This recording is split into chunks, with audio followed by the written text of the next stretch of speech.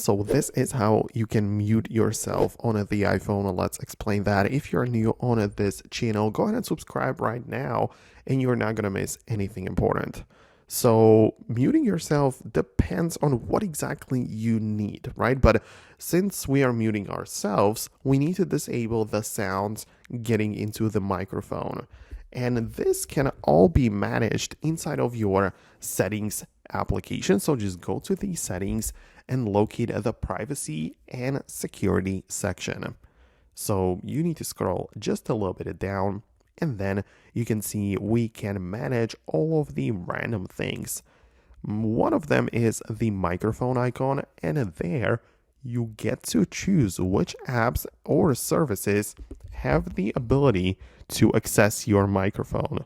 So here is where it gets interesting, of course, because you can go ahead and turn off the microphone access for all of the random apps. Like, I don't know, you turn it off for your video editor or social media app, whatever it might be, but you can then be sure that that app doesn't really listen to you when you are like muted in that sense. Keep in mind that you might also be interested in a phone call situation.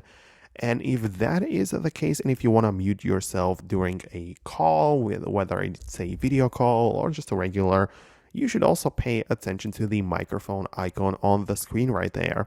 Because you can just tap the mute button on the screen. It's not the volume button where you mute the other person, but it's the microphone icon where you mute yourself. So obviously muting yourself is this functioning the microphone for a period of time, so not the speaker. So most of the time, look for the mic icon. But yeah, hopefully I managed to explain to you all of the important things about this. If there are still some things that you wonder about, go ahead and let me know in the comments below. Thanks a lot for watching, and I'll see you in the next tutorials.